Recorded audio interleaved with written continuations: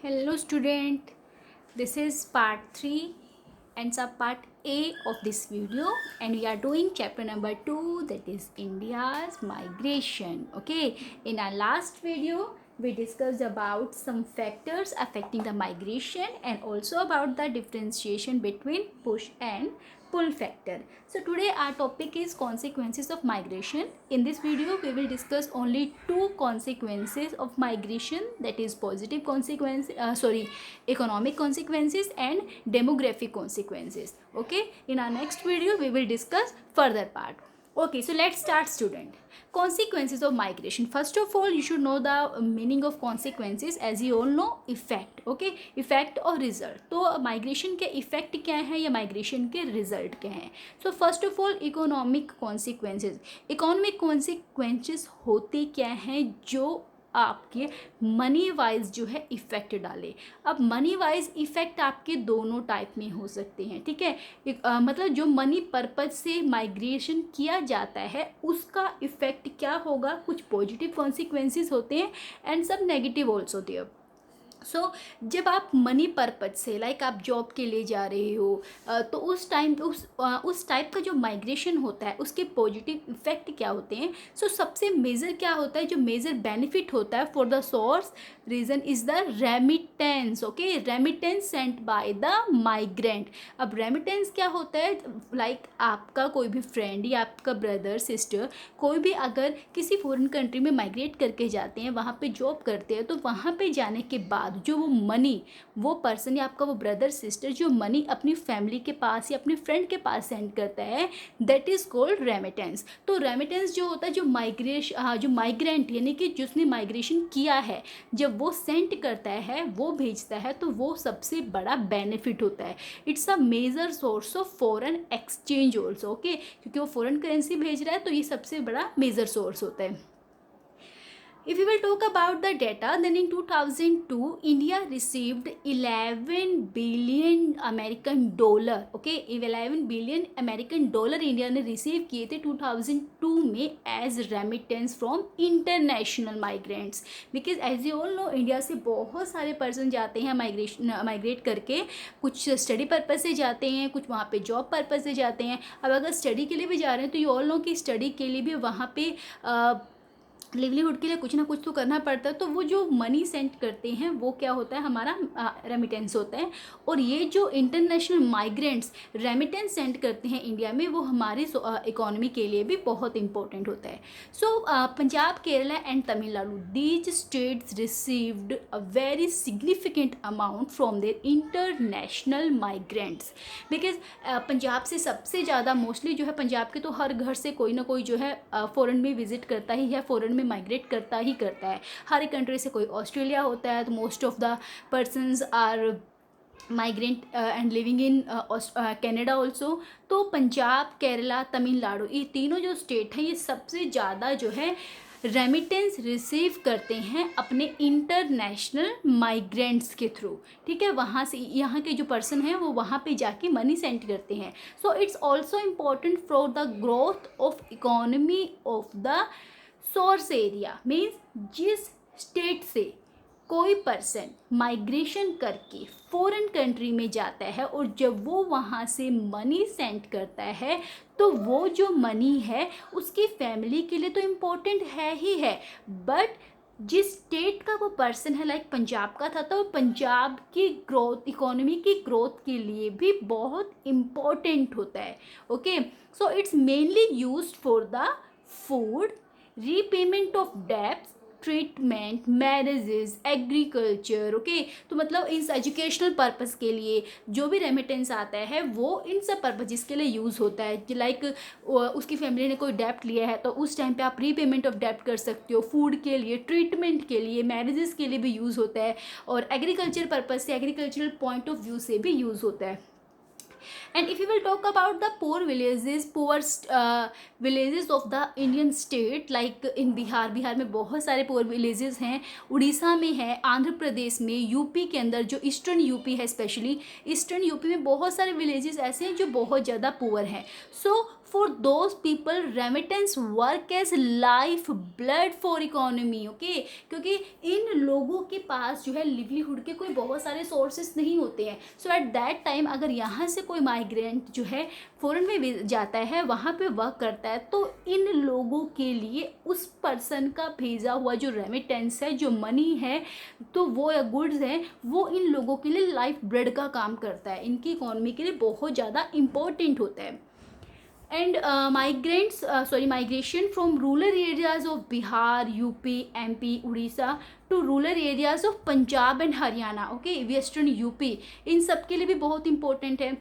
Meaning क्या हुआ, like हमारा जो पंजाब है, हरियाणा है और जो वेस्टर्न यूपी है, जो वेस्टर्न यूपी वाला पार्ट है ना स्टूडेंट्स, सॉरी, फुल जो यूपी हमारा है वो पूरा का पूरा यूपी पूर जो है स्टेट में नहीं आता है। जो वेस्टर्न यूपी है वो हमारा डेवलप्ड स्टेट में आता है, और पंजाब एंड हरियाणा ऑल्सो। तो इन स्टेट में जब भी सीज़न होता है, लाइक वीट का सीज़न है या राइस का सीज़न है, तो एट दैट टाइम हमें लेबर की नीड होती है। तो उस टाइम पे लेबर कहाँ से आती है, जो रूरल एरियाज़ हैं बिहार के, ईस्टर्न यूपी के, एमपी, उड़ीसा, तो इनके रूरल एरिया से जो लेबर है वो माइग्रेट करके कहाँ जाती है, पंजाब में, हरियाणा में, वेस्टर्न यूपी में। तो इस टाइम पे इन पंजाब, हरियाणा, यूपी के पर्सन्स के लिए, यूपी के जो फार्मर्स हैं, इनके लिए इनके ग्रीन रेवोल्यूशन में बहुत इंपॉर्टेंट रोल होता है इन माइग्रेंट्स का, क्योंकि अगर आपको लेबर टाइमली नहीं मिलेगी तो आपका जो पूरा वर्क है वो पेंडिंग रह जाएगा। And you all no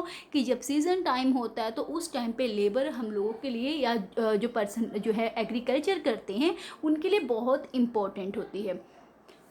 and so ये तो थे हमारे पॉजिटिव कॉन्सिक्वेंसेस, ठीक है। इसका जो है पॉजिटिव इफ़ेक्ट क्या है। अब नेगेटिव इफ़ेक्ट क्या होता है इस टाइप की माइग्रेशन का, जब लोग जो है मनी पर्पस से या जो स्टडी पर्पस से किसी भी एरिया में जाते हैं और वहाँ पर जो है जॉब करते हैं। अभी तक तो हमने सिर्फ पॉजिटिव देखे हैं, बट वहाँ पे कुछ नेगेटिव इम्पैक्ट भी तो होंगे ना। तो नेगेटिव में क्या है, जो अनरेगुलेटेड माइग्रेशन है ना, कहाँ से, जो कहाँ पे, जो मेट्रोपॉलिटन सिटीज़ हैं। जब अनरेगुलेटेड माइग्रेशन होता है मेट्रोपॉलिटन सिटी लाइक दिल्ली के अंदर, मुंबई के अंदर, तो इन स्टेट में क्या होता है, ओवर क्राउड बहुत ज़्यादा हो जाता है, बहुत ज़्यादा ओवर क्राउड होता है। क्योंकि लोगों को ये लगता है कि अगर वो रूरल एरिया से सिटी एरिया में माइग्रेट करते हैं then definitely they will get the job, but situation is not always same, okay. हमेशा ऐसा नहीं होता कि आप गांव से निकले और आपको सिटी में जाते ही जॉब मिल जाएगी। It's not a easy task. तो इससे क्या होता है, अब जॉब नहीं भी मिलती है तो वो लोग क्या करते हैं, वो सिटी, अब सिटी में तो नो डाउट उनको प्लेस मिलेगा ही नहीं मिलेगा रहने के लिए, तो वो लोग क्या करते हैं, जितने भी इंडस्ट्रियल एरियाज़ होते हैं वो इस होप में कि हमें यहाँ तो वर्क मिल ही जाएगा, वो इंडस्ट्रियल एरिया में या इंडस्ट्रियल स्टेट में बाहर ही, स्टेट के बाहर ही जो है स्लम्स बना के, बस्तियाँ बना के रहना स्टार्ट कर देते हैं, जो वहाँ के इन्वायरमेंट के लिए भी हार्मफुल होती है, प्लस उस स्टेट के लिए भी हार्मफुल होती है। प्लस वहाँ पर आप देखो, अगर स्लम्स में वो रहेगा, ही don't get any sanitation facility, not even the proper road facility, proper education facility, living space, तो हाइजीन, ये सब चीज़ें उसको कहाँ मिलेंगी वहाँ पे, ओके। तो इससे क्या होता है, जो मेट्रोपॉलिटन सिटी है वहाँ पे क्राउडनेस तो होगी ही होगी, ओवर क्राउडिंग तो होगा ही होगा, बट साथ में जो स्लम्स और बन जाती हैं तो वो भी उस कंट्री के उस स्टेट के लिए जो बहुत ज़्यादा हार्मफुल होते हैं। और स्पेशली जो इंडस्ट्रियल स्टेट है हमारे, लाइक हमारा महाराष्ट्र है, कर्नाटका है, उसके बाद जो झारखंड है, वेस्ट बंगाल है, ये हमारे सारे इंडस्ट्रियल स्टेट हैं जहाँ पे मोस्ट ऑफ द जो फैक्ट्रीज़ हैं, जैसे टिस्को है, इसको है, Visvesvaraya iron and steel company है, तो ये सारी जो हमारी कंपनीज़ हैं मेनली जो हमारे मिनरल से रिलेटेड है वो सारे इन स्टेट में इस्टेब्लिश्ड है। तो लोग क्या करते हैं, because they know that this state has the higher demand of labour, तो वो लेबर जो है वर्क की सर्च में वो लोग इन स्टेट में रहना स्टार्ट कर देते हैं। तो ये नेगेटिव कॉन्सिक्वेंस होता है जॉब की रिक्वायरमेंट के लिए, ठीक है। सेकंड हमारा जो टॉपिक आता है वो है, सेकंड जो पॉइंट आता है, सेकंड जो रिजल्ट आता है माइग्रेशन का इफेक्ट जो है वो क्या है, डेमोग्राफिक कॉन्सिक्वेंसेस। अब डेमोग्राफी मीन्स क्या है, demographic is related to the population, okay. अब पॉपुलेशन की वजह से, मतलब पॉपुलेशन का कॉन्सिक्वेंस क्या होता है, okay. First of all you should know the meaning of this. तो इसमें मेनली क्या है, जब आप किसी एक एरिया से दूसरे एरिया में माइग्रेट करके जाते हैं, इससे क्या होता है वहाँ पर पॉपुलेशन का रीडिस्ट्रीब्यूशन हो जाता है। मीन्स इस टाइप का जो माइग्रेशन होगा वो क्या करेगा, it leads to the redistribution of population. उस एरिया की जो पॉपुलेशन है वो फिर से रीडिस्ट्रीब्यूट हो जाएगी। Population growth of cities due to rural urban migration. जब लोग रूरल एरिया से, हम प्रीवियसली भी डिस्कस कर चुके हैं इस बारे में, रूरल एरिया से जब अर्बन एरिया में पॉपुलेशन माइग्रेट होके जाएगी, एट दैट टाइम क्या होगा, सिटी की जो पॉपुलेशन ग्रोथ है वो बहुत ज़्यादा इंक्रीज हो जाएगी। सेम अब मेनली देखिए क्या होता है, जो मेनली हमारे 16-17 से अबव की एज के जितनी भी जो है हमारी पॉपुलेशन है, और जो स्किल्ड पॉपुलेशन है, लाइक बहुत ज़्यादा एजुकेटेड है, एफिशिएंट है, और जो क्रिएटिव है, मतलब जो स्किल्ड लेबर हमारी है, स्किल्ड जो हमारी पॉपुलेशन है, वो लोग क्या करते हैं, आउट माइग्रेशन करते हैं। तो इसका इफेक्ट किस पे होगा, जब वो लोग रूरल एरिया को लीव करके या टाउन एरिया को लीव करके किसी बहुत बड़े स्टेट में जाएंगे, किसी सिटी में जाते हैं, तो इससे क्या होता है, जो डेमोग्राफिक स्ट्रक्चर होता है उस रूरल एरिया का, वो क्या होता है, इम्बैलेंस हो जाता है। इम्बैलेंस कैसे, अब वहाँ से 17 से लेके नियर बाय 40 तक की या 35 तक की एज के सारे, तो जितने भी स्किल्ड जो पॉपुलेशन है वो दूसरे स्टेट में माइग्रेट कर जाती है। तो इट मीन्स क्या होगा, वो जो ग्रुप ऑफ पॉपुलेशन है वो तो वहाँ से चला गया ना। इट मीन्स क्या होता है, जो पॉपुलेशन होती है वो इनबैलेंस हो जाती है।